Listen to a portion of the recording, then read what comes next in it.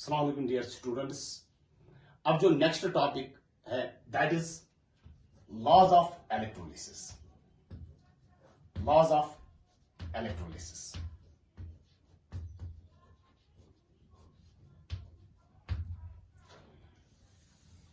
Total में बेटा हमारे पास दो लॉज है बेटा इलेक्ट्रोलिसिस के। Number first is called as Faraday's first law of electrolysis. Faraday's first law of electrolysis.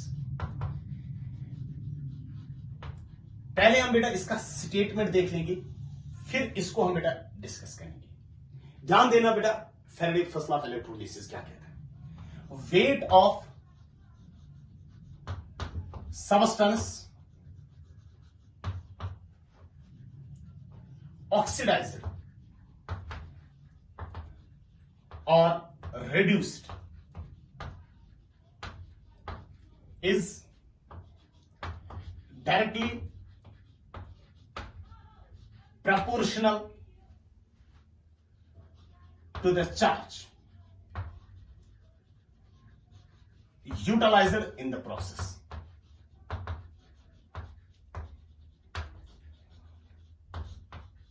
ध्यान देना, यानी वेट ऑफ सबस्टेंस ऑक्सीडाइज्ड और रिड्यूस्ड, यानी कितना सबस्टेंस ऑक्सीडाइज हो जाएगा या कितना सबस्टेंस रिड्यूस हो जाएगा, that is directly proportional to the charge utilised in the process. जब भी हम बेटा इलेक्ट्रोलिसिस करते हैं ना, इलेक्ट्रोलिसिस में हम एक्सटर्नल बैटरी यूज करते हैं। एक्सटर्नल बैटरी की वजह से क्या होता है? चार्ज फ्लो होता है, जिसकी वजह से एनोड पे ऑक्सीडेशन होती है और कैथोड पे रिडक्शन होती है।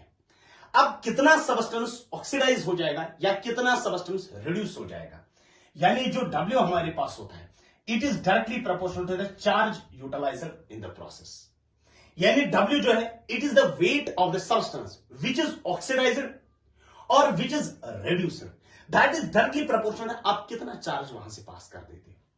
W जो हमारे पास होगा, प्रोपोर्शनलिटी बेटा हटा देंगे, दैट इज इक्वलिटी यूज करेंगे, is equal to Z into Z हमारे पास क्या होता है? Z you called it as an electrochemical equivalent. इसको हम बेटा आगे जाके डिफाइन करेंगे, इलेक्ट्रोकेमिकल इक्विवेलेंट।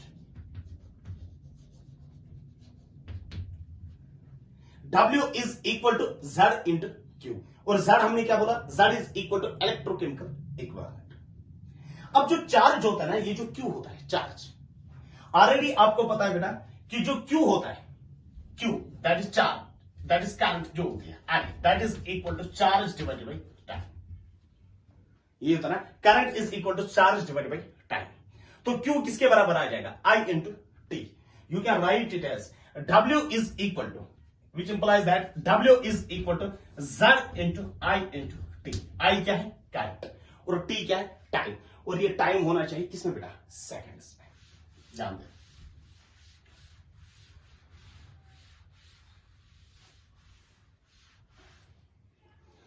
तो आपके पास जो इक्वेशन आ जाएगी that will be equal to W is equal to Z into Q, और you can write W is equal to Z into I into T, and Z you called it as an electrochemical equivalent. ध्यान देना, if Q is equal to 1 coulomb, अगर charge कितना आप pass कर दोगे, if you will pass the charge of 1 coulomb during electrolysis, जब आप electrolysis कर देते हो उसमें आप चार्ज 1 कूलम पास कर देते हैं, और व्हाट यू कैन एज, और उसका मतलब हुआ कि करंट ऑफ 1 एम्पियर पास कर देते हो, और कितने टाइम के लिए?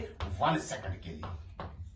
वही होता है, यानी current of 1 ampere for 1 second also means 1 coulomb. फिर मुझे बताओ, Q का वैल्यू आ जाएगा ना 1, या I का वैल्यू भी आ जाएगा 1, और T का वैल्यू भी आ जाएगा 1, तो W का वैल्यू किसके बराबर आ जाएगा? W is equal to Z। बेटा W Z के बराबर नहीं होता है, असल में W is equal to Z into Q, मगर एक कंडीशन हमारे पास है, एक कंडीशन हमने यहां से सपोज की है, जिसकी वजह से W का वैल्यू Z के बराबर आ जाता है। और वो कंडीशन कौन सी है? वो कंडीशन ये है कि अगर आप चार्ज 1 कूलम पास कर देते हो, means when we pass a charge of 1 coulomb in an electrolytic cell, or when a current of 1 ampere is passed for 1 second, तब जो वेट ऑक्सीडाइज हो जाएगा या जो वेट रिड्यूस हो जाएगा, that is called as an electrochemical equivalent. यानी if 1 coulomb charge is passing through an electrolytic cell,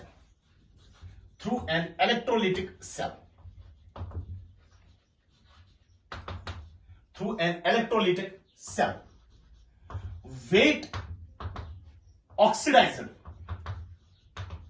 or reduced is called electrochemical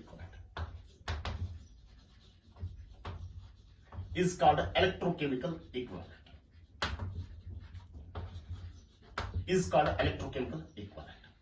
यानी जब आप चार्ज 1 कूलम पास कर देते हो, उस वक्त जो वेट होगा वहां पर, जो वेट ऑक्सीडाइज हो जाएगा या जो वेट रिड्यूस हो जाएगा, that is called as an electrochemical equivalent. मगर कंडीशन है जब आप 1 कूलम चार्ज पास कर देते हो। When you will pass the charge of how much? When you will pass the charge of 1 coulomb, यानी 1 कूलम की वजह से कितना मास वहां पर ऑक्सीडाइज या कितना मास प्रोड्यूस हो जाएगा, simple, you call that is equal to, यानी when 1 coulomb of charge is pass, you call that mass as Z, that is called as electrochemical equivalent. वही तो है। अब ध्यान देना, ऑलरेडी बेटा सॉल्यूशन में हमने जब इक्विवेलेंट मास डिस्कस किया था, उस वक्त हमने बोला था कि जो 1 इक्विवेलेंट होता है, equivalent mass is the mass of 1 equivalent, और you can say amount of substance that reacts with 1 mole of electrons, mass of substance that reacts with 1 mole of electrons, you call that as an equivalent mass. 1 mole of electrons पे कितना charge होता है? 1 Faraday, यानी 96500 coulomb अगर आप charge पास कर दोगे, means 1 mole of electrons, उसकी वजह से जो मास प्रोड्यूस होता है, that mass is called as an equivalent mass. यानी 96500 कूलम की वजह से जो मास प्रोड्यूस होता है, यानी 1 मोल ऑफ इलेक्ट्रॉन्स की वजह से जो मास प्रोड्यूस होता है, that is called as an equivalent mass. तो 1 कूलम की वजह से कितना मास प्रोड्यूस होता है? E डिवाइडेड बाई 96500, क्योंकि ये 96500 डिवाइड में चला जाएगा। मगर इससे पहले तो आपने देखा ना कि 1 कूलम की वजह से कितना मास प्रोड्यूस होता है? Z। Can you write it as Z फिर बराबर होगा E डिवाइडेड बाई 96500, फिर Z का वैल्यू इसके बराबर होगा, यही होगा, क्योंकि आपने अभी देख लिया ना 1 कूलम की वजह से कितना मास प्रोड्यूस होता है। पहले ना जब आपने फैराडे लॉ डिस्कस किया था, पहले आपने देखा कि 1 कूलम की वजह से जितना मास प्रोड्यूस होता है, that is called as Z। और यहां पर भी आपने देखा कि 1 कूलम की वजह से जितना मास प्रोड्यूस होता है, that is called as E divided by 96500। Then can you write Z is equal to E divided by 96500। तो फैराडे फर्स्ट लॉ क्या बन जाएगा? W is equal to Z की जगह मैं क्या लिखूंगा? E divided by 96500 into Q, और you can write it as W, E यहां पर चला जाएगा, W क्या है? Mass, divided by E is equal to Q divided by 96500, और you can write it as W divided by E is equal to Q divided by F, क्योंकि F क्या है? फैराडेज कांस्टेंट, और उसका वैल्यू किसके बराबर है? 96500। यानी W divided by E, W क्या है? मास, E क्या है? Equivalent mass, is equal to Q divided by F। Q क्या है? चार्ज कितना आप पास कर दोगे, F क्या है? फैराडेज कांस्टेंट, और F का वैल्यू किसके बराबर है? 96500। ध्यान दें, तो फैराडेज फर्स्ट लॉ से आपने बेटा एक चीज तो डिराइव किया कि W by E is equal to Q divided by F। फिर हम बेटा यहां से डिस्कस करेंगे अब number second law, that is called as Faraday's second law of electrolysis. Faraday's second law of electrolysis, Faraday's second law of electrolysis। ध्यान देना, तो Faraday's second law of electrolysis का मैं थोड़ा सा पहले डिस्कशन कर दूंगा बेटा। यहां पर ऑलरेडी आपने देखा कि W बाई E जो होता है, it is equal to Q divided by F। F क्या है? Faraday's कांस्टेंट, और इसका value 96500। If Q is constant, अगर चार्ज बेटा कांस्टेंट है,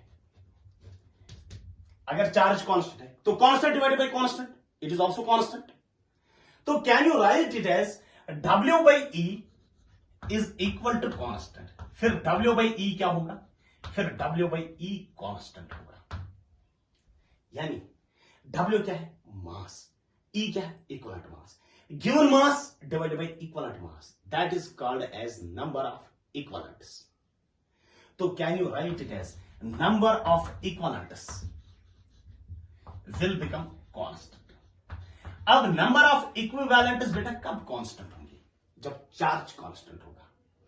तो here we are going to define the second law of electrolysis, उसका स्टेटमेंट हम लिखेंगे। यानी if constant charge is passing, if same charge is passing, yani if Q is constant, then number of equivalents also remains constant, because W by E जो है ना, W क्या है, given mass, E क्या है, equivalent mass। तो Faraday's second law of electrolysis क्या कहता है, if same charge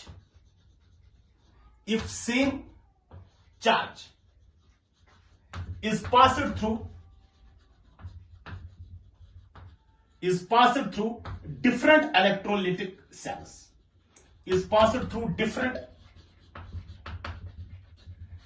electrolytic cells, then number of equivalents remains constant। तब बेटा जो नंबर ऑफ इक्विवेलेंट्स होंगे ना, दे विल रिमेन कांस्टेंट। यानी नंबर ऑफ इक्विवेलेंट्स कांस्टेंट रहेंगी कब, जब सेम चार्ज पास होगा, यानी जब हमारे पास चार्ज कांस्टेंट होगा, व्हेन Q इज कांस्टेंट, जब Q कांस्टेंट होगा तो उसकी वजह से क्या होगा, number of equivalents also remains constant. Understand कर लेना बेटा इस स्टेटमेंट को। Here you take one electrolytic cell, ये आपके पास एक इलेक्ट्रोलिटिक सेल है और ये आपके पास दूसरी इलेक्ट्रोलिटिक सेल है, ये आपके पास दो इलेक्ट्रोलिटिक सेल्स हैं। और इस वाले केस में हमारे पास CuSO4 एक्वस हमारे पास प्रेजेंट है और इसमें बेटा HCl एक्वस प्रेजेंट है।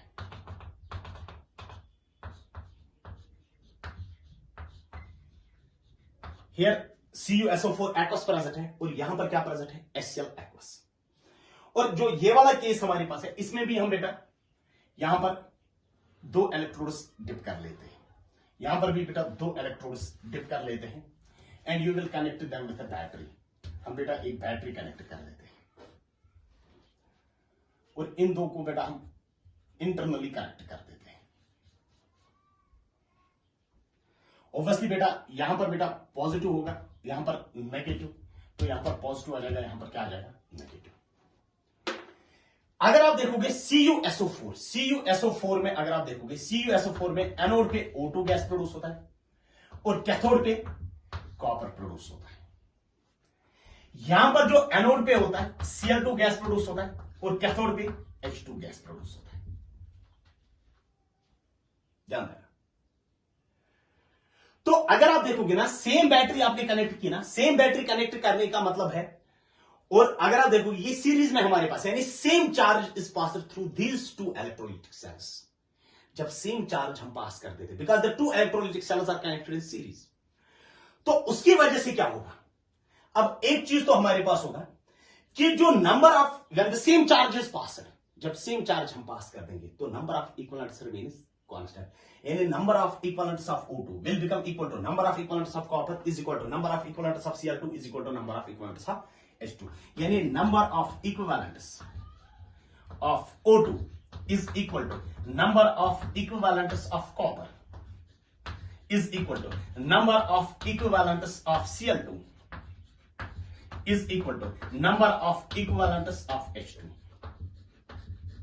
यानी जो नंबर ऑफ इक्विवेलेंट्स होंगे, number of equivalents remains constant. ये कब कांस्टेंट होगा बेटा, जब हम सेम चार्ज पास कर देंगे। यानी if we have 1000 electrolytic cells connected in series, हम बेटा सेम चार्ज उन इलेक्ट्रोलिटिक सेल्स के थ्रू पास कर देते हैं, तो number of equivalents will remain constant. Number of equivalent जो होंगे ना वो कांस्टेंट होंगे बेटा, लेकिन कब, जब हमारे पास सेम चार्ज पास होगा थ्रू डिफरेंट इलेक्ट्रोलिटिक सेल्स। ध्यान देना।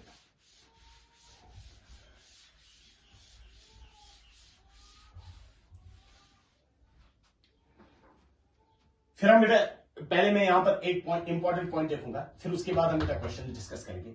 नंबर ऑफ इक्विवेलेंट जो होते हैं, number of equivalents is equal to given mass divided by equivalent मास।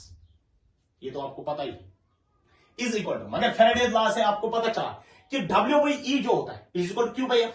फिर Q डिवाइडेड बाई F क्या है? फिर अगर मैं बोलूंगा ना Q डिवाइडेड बाई F क्या है, जब Q बाई F इसके बराबर है, ये नंबर ऑफ इक्विवेलेंट्स के बराबर, तेल Q by F number of equivalents वही होगा ना। फिर Q डिवाइडेड बाई F भी क्या होगा? Number of equivalents. Q की जगह मैं लिख सकता हूं ना I into T divided by F।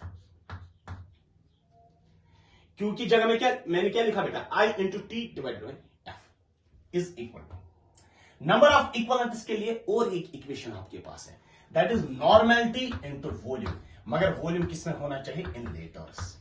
ये भी नॉर्मेलिटी की ही इक्वेशन है, ये भी नंबर ऑफ इक्विवेलेंट्स, यानी normality into volume in litres, जो आपने सॉल्यूशन में बेटा डिस्कस किया है, that is also equal to number of equivalents is equal to number of equivalents के लिए आपने वहां पर बेटा और एक इक्वेशन लिखी है बेटा, number of moles into n factor. अगर आपके पास नोटबुक सामने होगी ना तो आपको ये क्लियर हो जाएगा।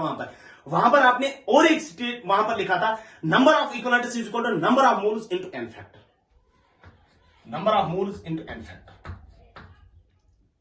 मगर नंबर ऑफ मोल्स बेटा बराबर होते ना, नंबर ऑफ मोल्स होता है बराबर volume of gas divided by 22.4 litres into n factor.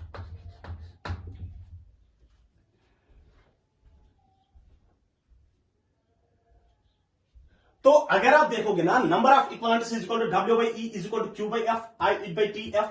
हर कोई इक्वेशन, ये भी नंबर ऑफ इक्विवेलेंट्स है, ये भी नंबर ऑफ इक्विवेलेंट्स भी है, ये भी नंबर ऑफ इक्विवेलेंट्स, ये भी नंबर ऑफ इक्विवेलेंट्स, ये भी नंबर ऑफ इक्विवेलेंट्स, ये भी नंबर, ये तीन तो बेटा आपने डिस्कस किए सॉल्यूशन वाले चैप्टर में, और ये तीन तो बेटा इलेक्ट्रोकेमिस्ट्री वाले चैप्टर में आपने डिस्कस किए। Call this as a first, call this as a second, call this as a third, call this as a fourth, call this as a fifth, call this as a sixth। अगर आपको बेटा charge देके होगा और आपको मास निकालना होगा, यानी क्यू देके मास निकालना, then you will equate first and second. बात समझ लेना बेटा।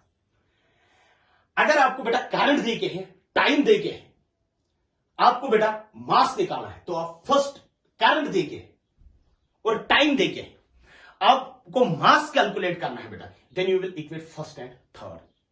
अगर बेटा आपको चार्ज देके है और आपको volume of the gas calculate करना है, चार्ज देके है और आपको बेटा volume of the gas calculate करना है, तब आप बेटा सेकंड को किसके साथ रिलेट करोगे? सिक्स्थ के। अगर आपको बेटा मास देके है, आपको volume of the gas calculate करना है, then you will equate first and sixth. यानी क्वेश्चन ही बेटा वहां से बोलेगा कि आप किन दो को बेटा इक्वेट करोगे। ध्यान देना, क्वेश्चन में यहां पर लिखूंगा, the charge required to produce 112 ml of H2 gas from acidified water।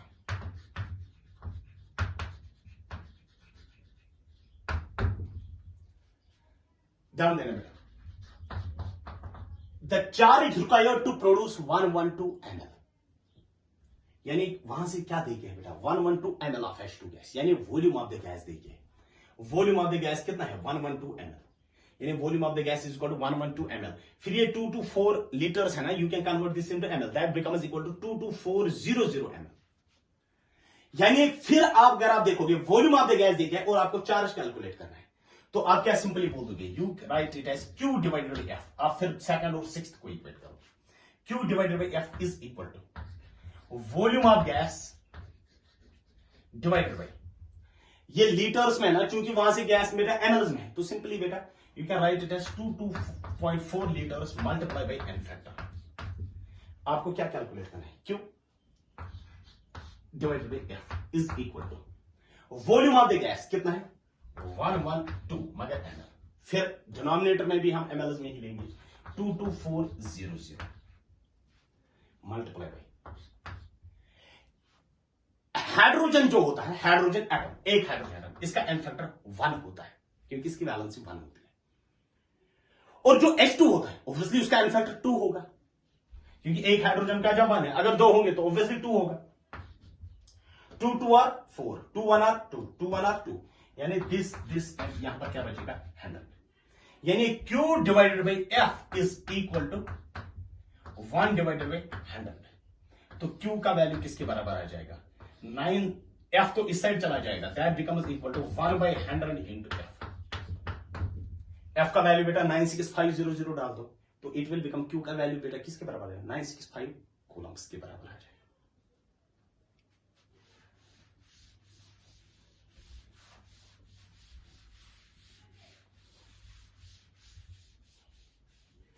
Number second question. When 9.65 coulomb of charge is passed through AgNO3 aqueous solution, AgNO3 aqueous solution, the amount of silver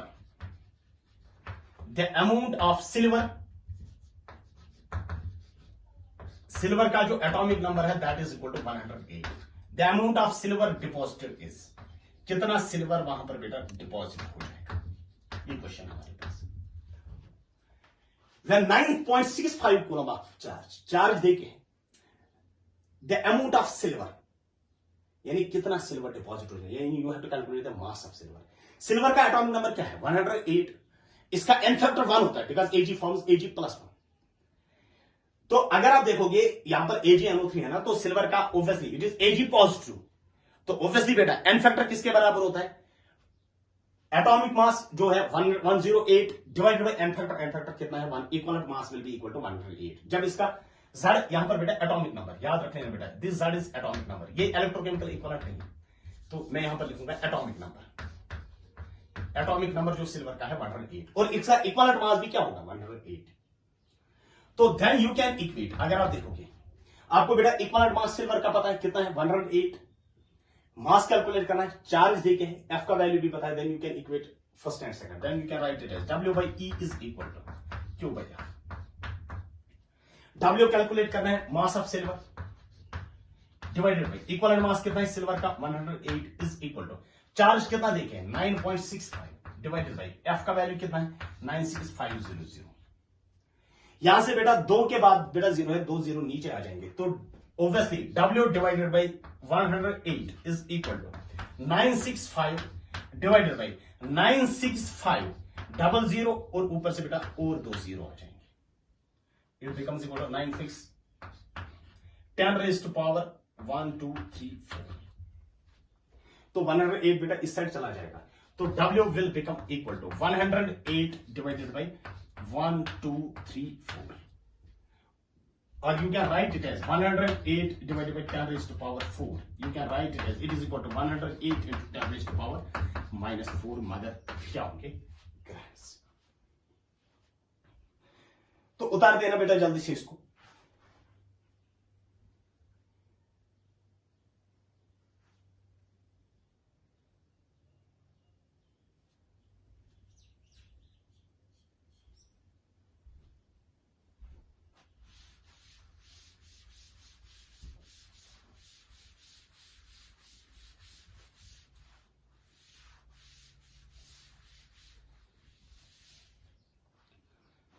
question आप लिख लेना। During electrolysis of water, जब हम water की electrolysis करते थे, the volume of O2 liberated is 2.24 litres या cubic decimetre. Cubic decimetre का मतलब हुआ बेटा litres. The volume of H2 liberated under similar conditions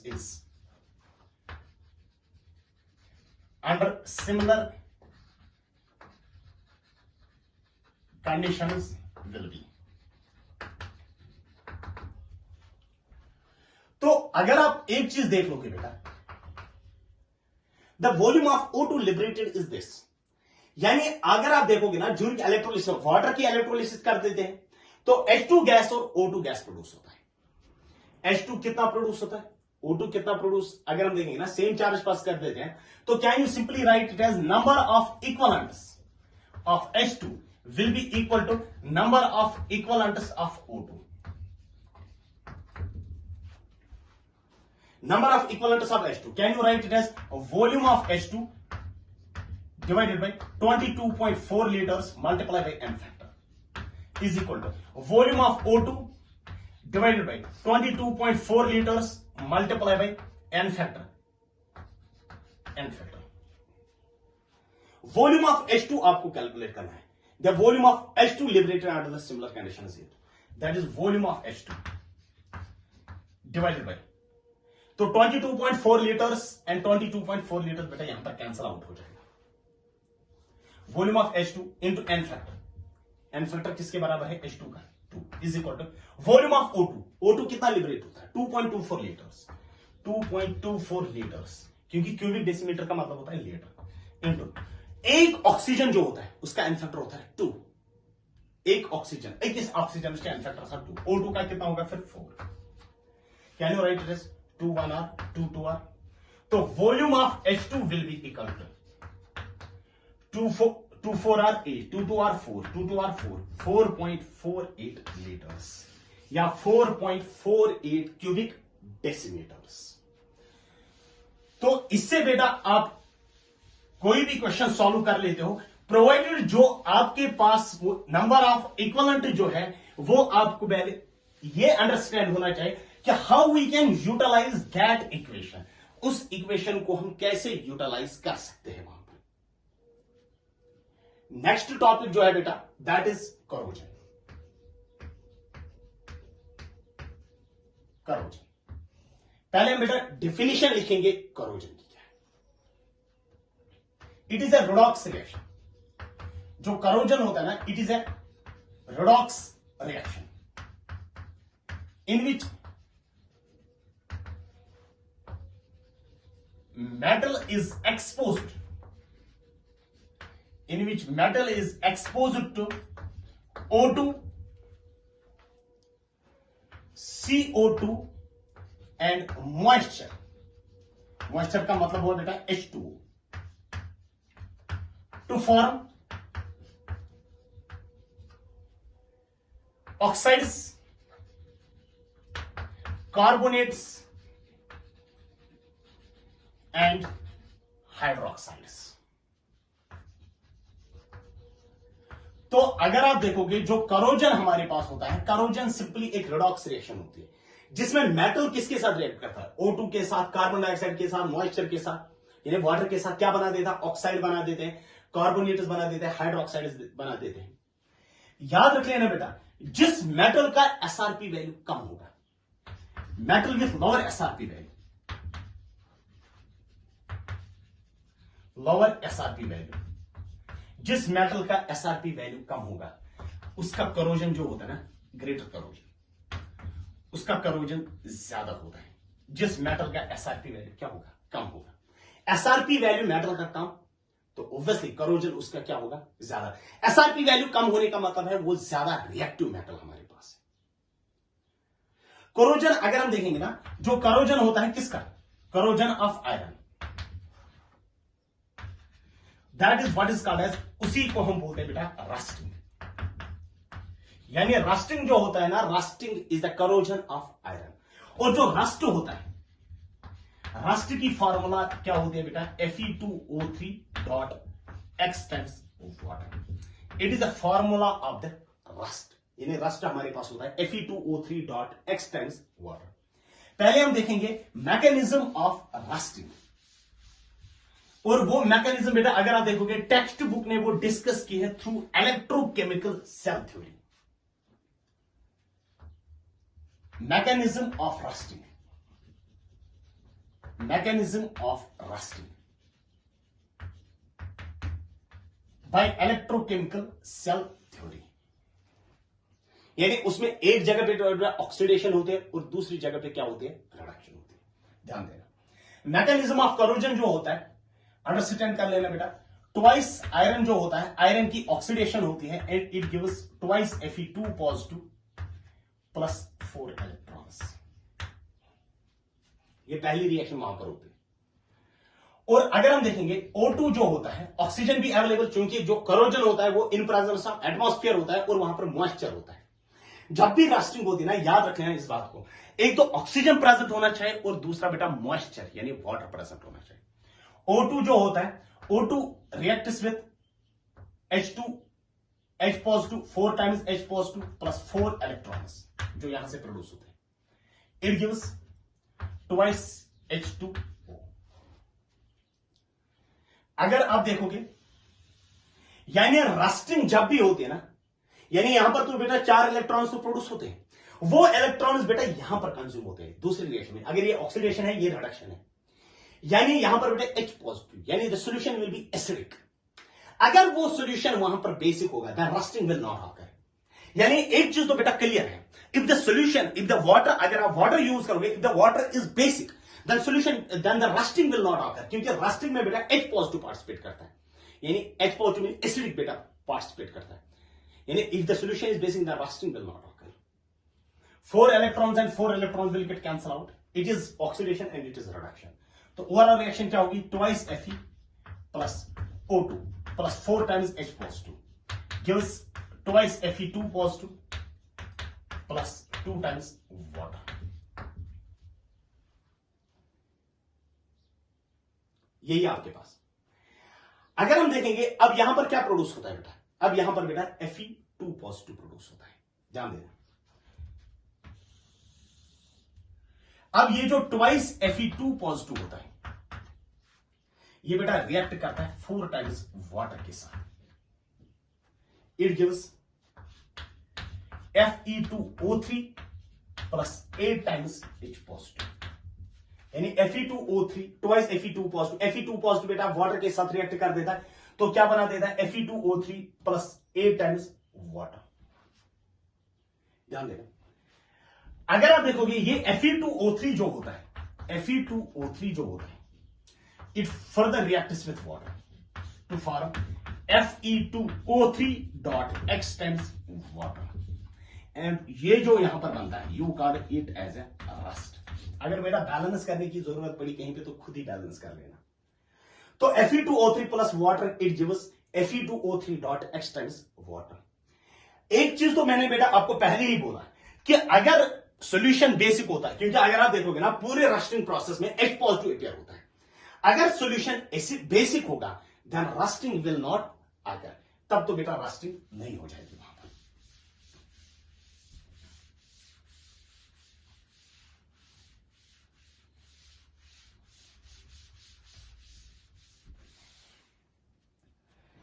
इसी तरीके से अगर आप देखोगे corrosion of copper, corrosion of copper, उसमें करोजन ऑफ कॉपर की जब करोजन होती है तो वहां पर CuCO3 डॉट CuOH ट्वाइस, और ये वो ग्रीन लेयर वहां पर बनती है, ग्रीन लेयर होती है वहां पर, ये बनता है। इसी तरीके से अगर आप देखोगे करोजन ऑफ सिल्वर, सिल्वर का अगर करोजन देखेंगे तो वहां पर बेटा Ag2S बन जाता है और इसका ब्लैक कलर होता है, it is sulphide, it is carbonate and hydroxide, और यहां पर बेटा सल्फाइड बन जाता है और इसका कलर कौन सा होता है, ब्लैक होता है। और ये था बेटा करोजन ऑफ आयरन जो आपके सिलेबस में है बेटा, तो वहां से क्वेश्चन पूछते। और फिर आपके बाद करोजन ऑफ कॉपर में वो जो ग्रीन लेयर बनती है उसकी फॉर्मूला क्या है, और सिल्वर में जो सल्फाइड बनता है ब्लैक कलर, उसकी फॉर्मूला क्या है। Factors which promote corrosion, factors which promote corrosion, यानी करोजन किन चीजों की वजह से ज्यादा हो जाता है। Number first is reactivity of metal, reactivity of metal, अगर मेटल ज्यादा रिएक्टिव है तो करोजन भी ज्यादा होगा। Number second presence of impurities, presence of impurities, impurity की वजह से भी करोजन क्या होता है, ज्यादा। Number third presence of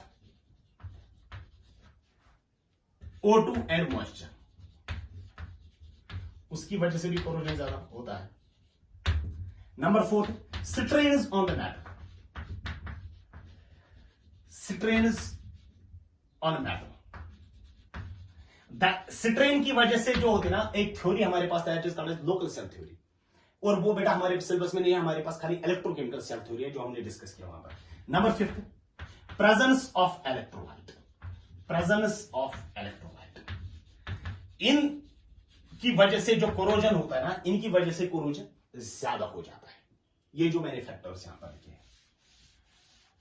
next बेटा, प्रिवेंशन ऑफ कोरोजन, यानी अगर हमें कोरोजन को बेटा रोकना होगा तो हमारे पास कौन से स्टेप्स हमें फॉलो करने हैं। Prevention of corrosion, prevention of corrosion.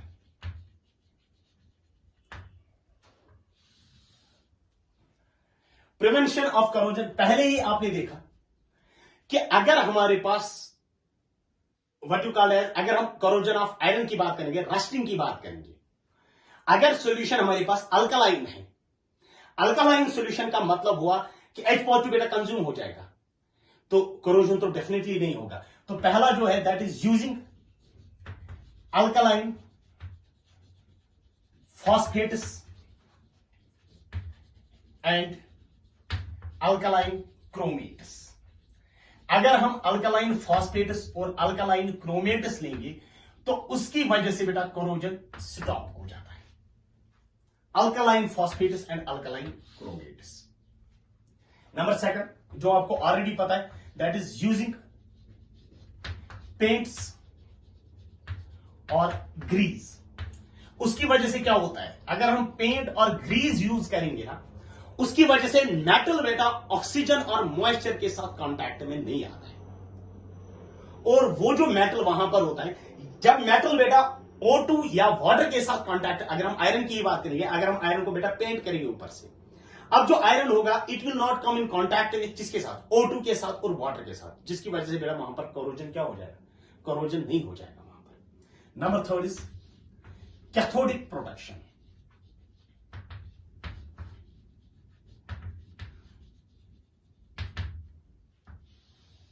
ध्यान देना बेटा, कैथोडिक प्रोटेक्शन में समझाता।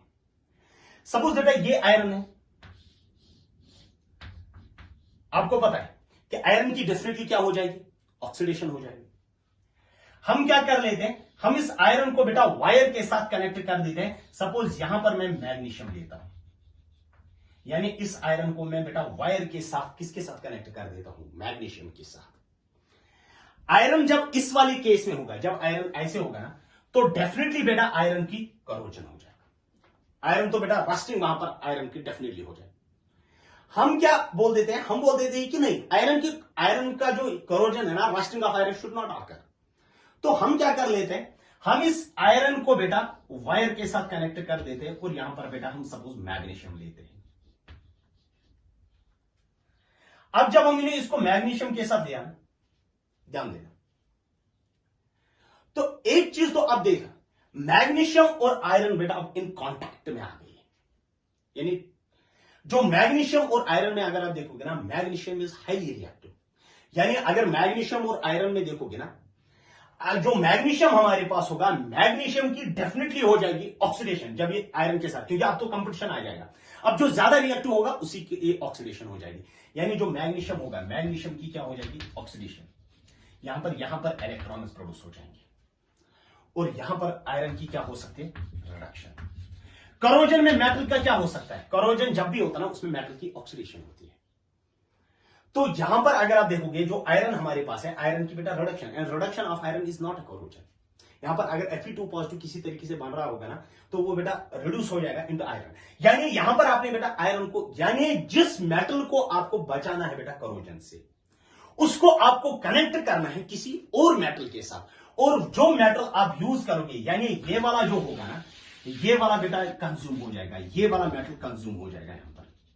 यानी जो कोरोजन हो जाएगा ना, वो मैग्नीशियम की हो जाएगा, आयरन का तो बेटा कोरोजन नहीं हो जाएगा, क्योंकि कोरोजन में मेटल की क्या हो जाती है, ऑक्सीडेशन हो जाती है।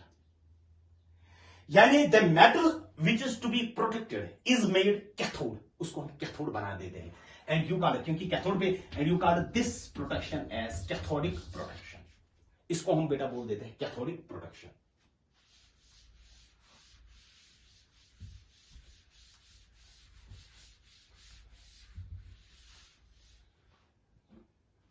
नंबर 4 बेटा जो है that is sacrificial protection. Sacrificial protection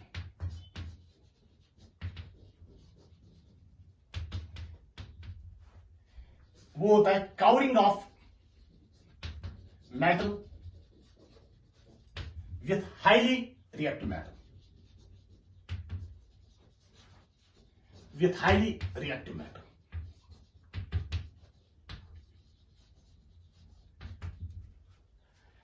जो आपके पास सपोज बेटा ये आयरन आपके पास है, आपको ऑब्वियसली आपको पता है कि जब भी आयरन एक्सपोज होता है to the O2 and water, वहां पर तो डेफिनेटली इसका क्या हो जाएगा, करोजन। अब इस आयरन की आप ऊपर से बेटा कोटिंग कर देते हो। किसकी कोटिंग कर देते हो? आप कोटिंग कर देते हो हाईली रिएक्टिव मेटल की, and the highly reactive metal is zinc. Highly reactive metal कौन सा है? जिंक। जैसे बेटा आयरन शीट्स होते हैं घर पे, उनमें क्या होता है, उनमें यही होता है कि आयरन को किसकी कोटिंग करके होती है, zinc. Zinc is highly reactive metal. Zinc तो बेटा आयरन से रिएक्टिव है, तो क्योंकि जिंक का एसआरपी वैल्यू कम है, किससे? आयरन से। जब जिंक का एसआरपी वैल्यू कम है तो ऑब्वियसली बेटा जिंक की क्या हो सकती है, ऑक्सीडेशन। तो आयरन को ऊपर से किसने कोटिंग की, जिंक की। अब ऑक्सीडेशन किसकी हो जाएगी, जिंक की। और जो आयरन यहां पर होगा, आयरन यहां पर बचेगा पीछे, क्योंकि जब जिंक की ऑक्सीडेशन हो जाएगी, जिंक तो करोजन किसका हो जाएगा, जिंक का। तो आयरन यहां पर बेटा प्रोटेक्ट हो जाएगा। यानी जिंक अपने आप को बेटा सैक्रिफाइस करेगा, किसके लिए बेटा, आयरन के लिए। And you call this protection as sacrificial protection. And the covering of iron with zinc, covering of iron with zinc, covering of iron with zinc is called galvanization. You call that as galvanization. Galvanization अब क्या है बेटा, galvanization simply हमारे पास है covering of iron with highly reactive metals such as zinc. You call that as galvanization. अब जो बेटा इसमें लास्ट टॉपिक हमारे पास बचता है दैट इज सेल्स और what you call as batteries. वो हम इंशाल्लाह नेक्स्ट लेक्चर में देख लेंगे, और वो इसका बेटा लास्ट लेक्चर होगा इलेक्ट्रोकेमिस्ट्री।